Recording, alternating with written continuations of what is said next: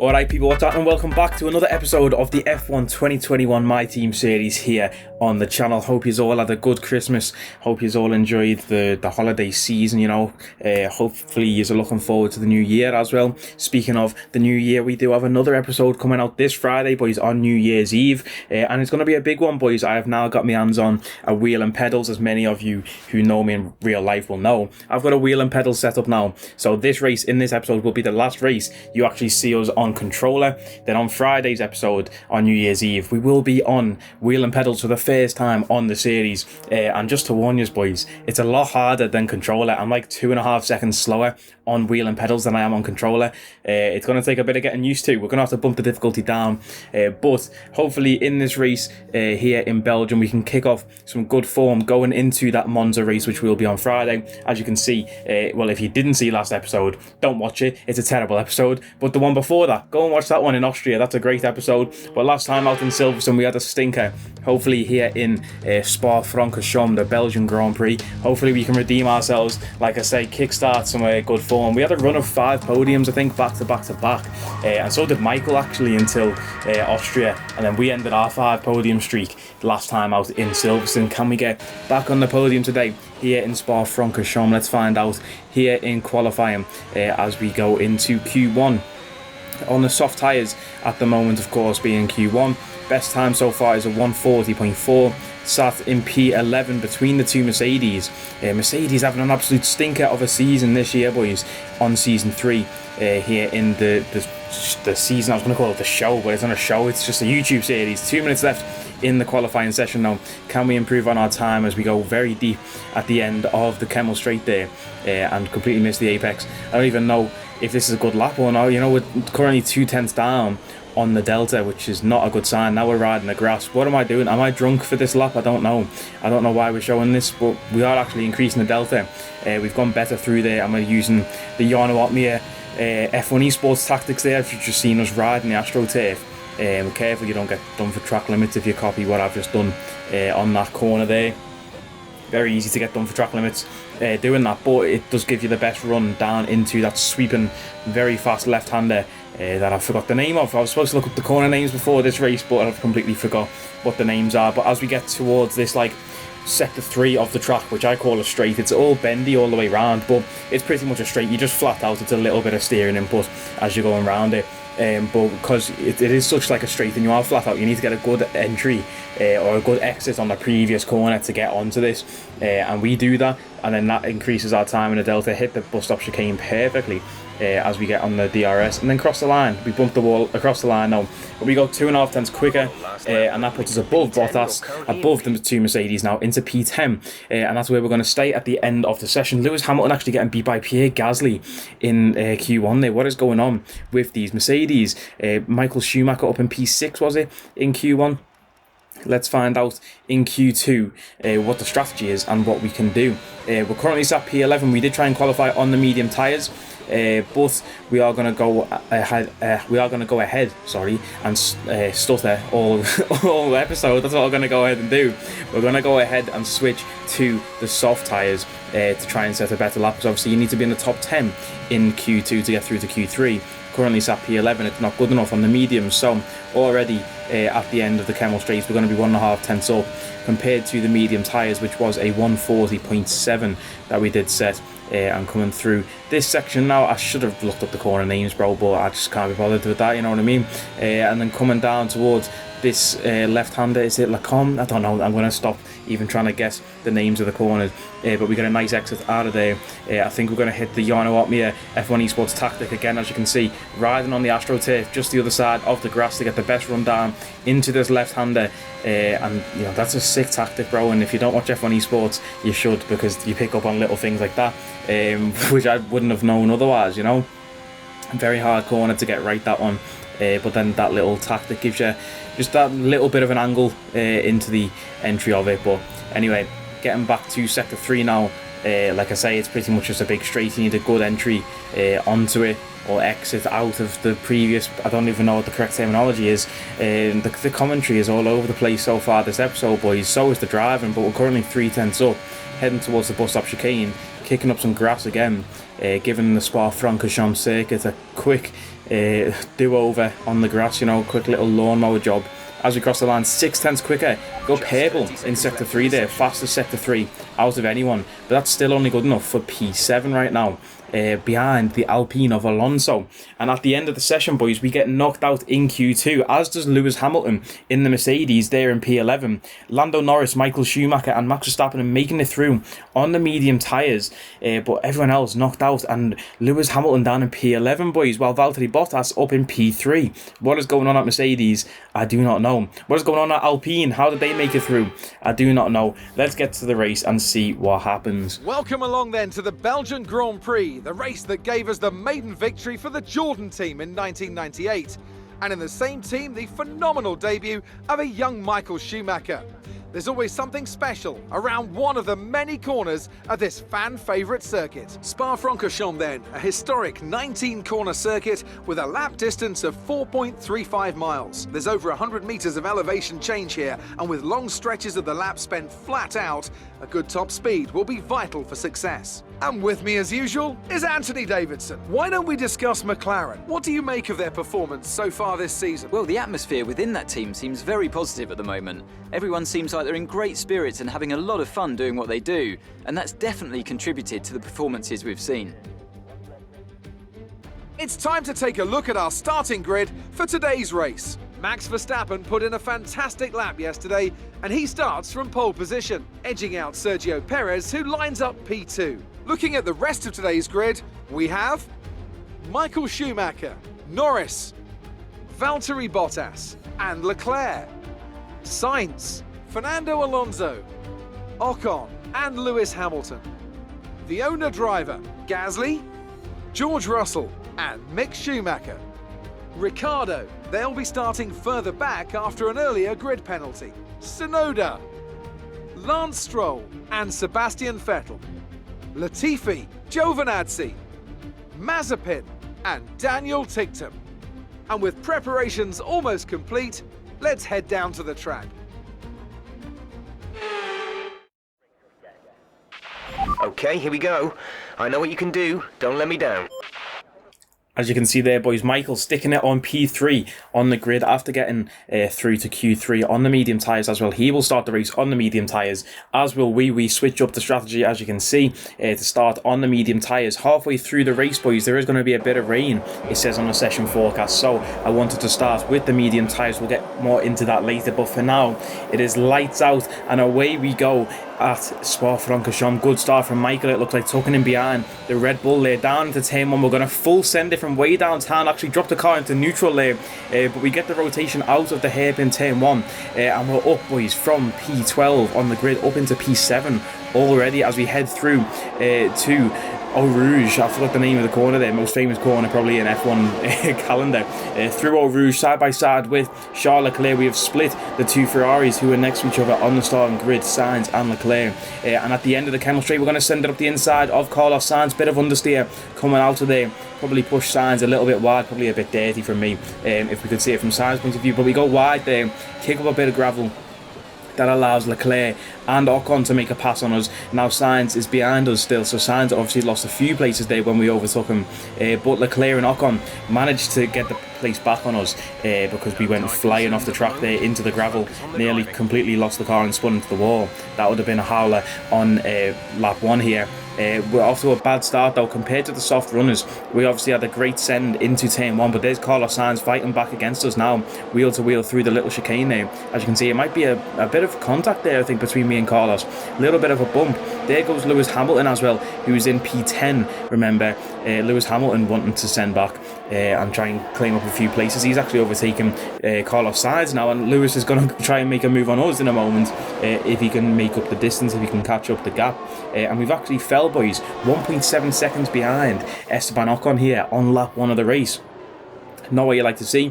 Don't know what's going on with the Alpine. Don't know where they got this pace from. Obviously, we are on the slower medium tyres, and that's why everyone else is doing so well compared to us. Michael, though, up in P3 still after qualifying on the medium tyres. Getting to lap 2 now, you can see the gap to Ocon is 1.6 seconds. Hamilton just behind us within DRS range, so as soon as DRS gets active on lap 3, Obviously Lewis will have DRS on us, which isn't going to be good because DRS is very overpowered here, especially down the Camel Straight right at the start of the lap.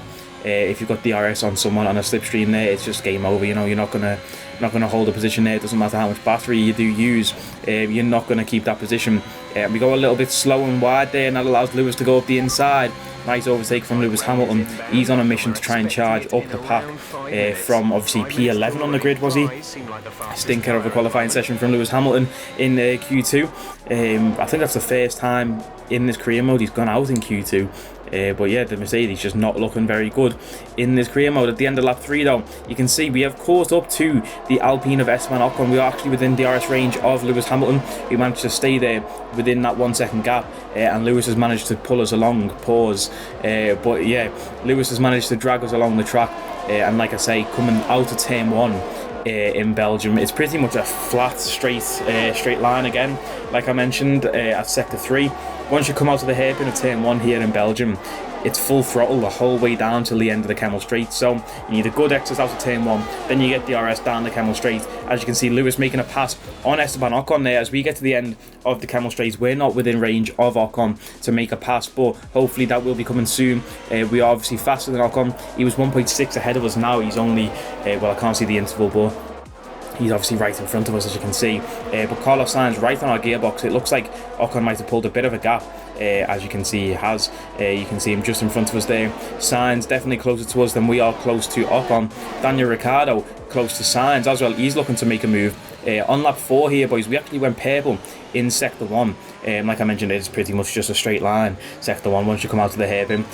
So all you need is a good exit out of the hairpin, and obviously our car is far superior to a lot of the other cars on the grid. But down into turn 1 we go. Esteban Ocon right in front of us now. We will have DRS on Ocon down the Camel Straight, and this should be hopefully an easy overtake if we can catch him in time. We're using a lot of battery.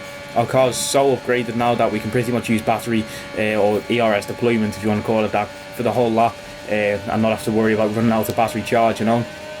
But as you can see, slipstream, battery, DRS, it's unfair, bro. We go purple in sector 1 again. Ocon actually tried to make a move back at the end of the straight there, but it's an easy clearance for us. Hopefully we can keep him behind, and hopefully he can then hold up Sainz and Ricciardo, who were looking to make moves on us earlier on in this race. Obviously back on lap 3 or 4, Sainz and Ricciardo battling for that final point spot in P10. Let's see who gets that point spot at the end of the race. Speaking of spots, look at that on the camera, boys. That is spots of rain on lap 6 of 22. Now, the reason we started the race on these medium tyres is because the session forecast said rain won't come until halfway through the race. So I thought, yeah, I'll go long on the medium tyres. Everyone else will box early on the soft tyres for new mediums, obviously, and then obviously they'll have to pit again for inters. But that didn't work out because the rain came a lot earlier than expected. As you can see, lap 7 now, I'm coming into the pits, trying to undercut everyone else. Nobody else is coming into the pits. Jeff actually suggested coming in for inters right as we hit the bus stop chicane, so it was literally right at the moment we were at the pits. So I thought, you know what, let me go in and change for the inters, try and get a big undercut on people. I think we were P8 before we came into box, so let's find out as we come out of the pits now. Is it going to be a good idea boxing for the inters? Obviously it's such a big lap here in Belgium. When it starts to rain, I always want to go with the undercut rather than the overcut, because if you stay out and it's not slick tyre weather, then you are going to be done over, because it's a very long lap. As you can see, 1 minute 40 on average the lap, you know. But you can see there we've absolutely fly through Eau Rouge, nearly completely go into the wall there. No grip whatsoever coming out on these fresh inters. Not up to temperature and just not up to grip, because it is so wet as well. But it is definitely time for intermediate tyres, boys. We've made a good call there in my opinion. I just wish I would have put some front wing on as well and adjusted the front wing angle in the pits there. We're looking to send it up the inside of Yuki Tsunoda, the same place Lewis Hamilton overtook us earlier on. We managed to pass Tsunoda there, who is still on the soft tyres. But yeah, like I was saying before about the strategy, boys, I expected everyone else to stay out on the softs. A DRS disabled there as well, proving that it is time for inters. But yeah, I expected everyone on the softs to make an early pit stop for mediums, you know, because the softs would have fell off. Then he'd have to make another pit stop to go onto the intermediate tyres. But it didn't work out that way. So our start on the medium tyres backfired really. We were slower in the first few laps and we could have been a lot faster on the soft tyres. We went slower in those first laps, But as you can see now, boys, everyone else is pitting. Let's see, was the undercut worth it? We are still in P8, so we didn't gain any positions. Lewis Hamilton, the car in front, obviously 5.5 seconds ahead, but Daniel Ricciardo, the car behind, 4.8 seconds behind us. So we've made a good gap between us and the car behind going with this undercut strategy. Now we're in that Goldilocks zone where we're not too close to the car in front, we're not too far we're not too close to the car behind, sorry.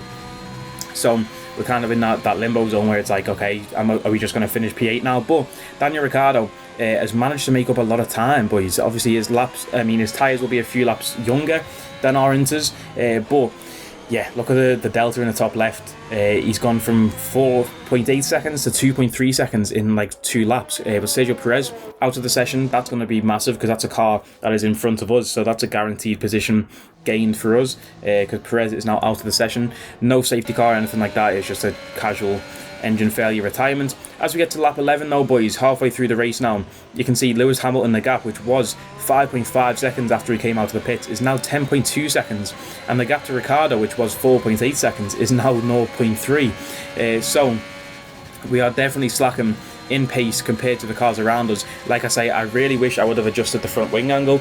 It was so difficult to drive this race, boys, once it started to rain. I just felt like I had no front downforce whatsoever. I was turning into the corners, every single corner I was just understeering on. That's a nice apex there though, but I literally just felt like I had no front wing whatsoever, understeering through every corner, going so slow. There's Ricciardo on our gearbox. It's only a matter of time now, I think, until Ricciardo tries to make a move on us. Obviously DRS got disabled there again. We're just completely missing the corner, and there goes Ricciardo around the outside. I thought for a moment there was a bit of contact between me and Ricciardo, but we go back and check. It looks like our front wing on the front left has took a massive chunk out of it. So was Ricciardo's. But obviously I was like, maybe that was the reason why I felt like I had no downforce. Our front wing had a massive chunk out of it, but then Ricciardo's looked even worse than ours. So if we were going slow, then Ricciardo should have been.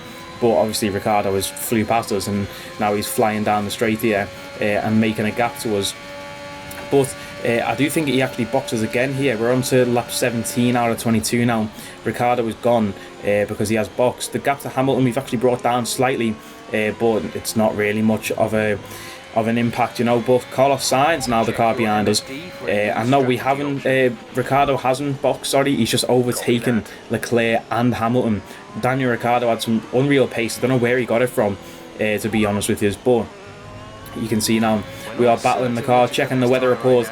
Is it time to come back onto slick tyres? There goes Carlos Sainz up the inside, exact same overtake as Lewis Hamilton did it to us earlier on, and Sainz is going to make it past. We're up into P9, or we're down into P9 I should say. We're not up into anything, we're down into P9. Sainz overtook us, but there goes DRS back enabled again. That could be huge for the final 5 laps here in this race if we can stick with Sainz, especially through this back straight here. We have a massive snap of oversteer though, but we both come into the pits at the end of that lap, boys. Me and Carlos and pretty much everyone else in front of us going onto soft tyres for the final 5 laps of this race here. Like I say, you never want to, well, I never want to chance it and stay out for an extra lap in Belgium, because if you make the wrong call, it really does damage your lap time, because it's such a long lap, and it's not like just a quick one like Monza or something, or Austria, where you can afford to try and, you know, do another lap. 2.4 seconds on the pit stop there though. Looks like faster pit stop than Ferrari did on Sainz, because we came out of the pits right on his gearbox there. There's George Russell, still on the intermediate tyres. Me and Sainz now on the softs. Let's see who's going to be faster through Eau Rouge and Raidillon. It's going to be me and Sainz by the looks of it. A lot of grip on us there. We're going to have DRS on Russell, who's just a sitting duck really on the straight. Sainz obviously made that pass as well, and we are absolutely rapid down the straight, managing to catch up to the back of Carlos as we come through the chicane here. Can we make a pass on Carlos before the end of the race, or are we going to finish P10 in the points with 1 point? That would be a stinker of a result, in my opinion. If we only got 1 point, you know, we do have on paper the best car on the grid, so we shouldn't be getting 1 point from a race, you know, even though we did have a stinky qualifying session. We do tend to be quite stinky in qualifying, boys. It's been 3 seasons and we haven't had a pole position yet. Will we ever get a pole position with this new wheel and pedal setup? I don't think we ever will, but we overtake Fernando Alonso, who is in the pits on them intermediate tyres. He's coming out on soft tyres. The gap to Carlos now to 1.7 seconds, so we don't get DRS down the straight here. Would have been absolutely massive in our chances, you know, of overtaking Carlos. and we do get a 3-second time penalty for track limits, but the car behind us is 6.4 seconds behind, so that won't matter. Sainz pulled the gap in the end of the race to 5.4 seconds. We crossed the line and finished P9. I actually thought that we finished higher than that, but we finished P9 in the race, boys, which is going to be 2 points. We did qualify in P12, was it? So we're up 3 places on the grid. Daniel Ricciardo, driver of the day. I don't know what that guy had for breakfast, but once we get to the result of the race, you'll see it was just crazy from Daniel. Obviously, he was behind us at one point, Daniel, and then he went forward.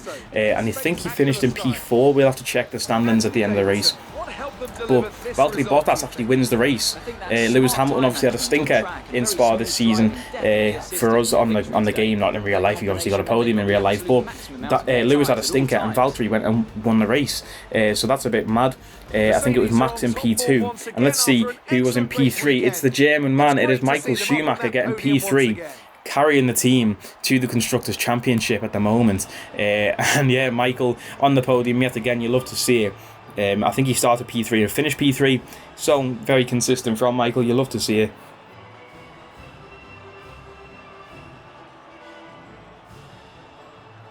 In the driver's table. As you can see there, boys, Daniel Ricciardo started P15.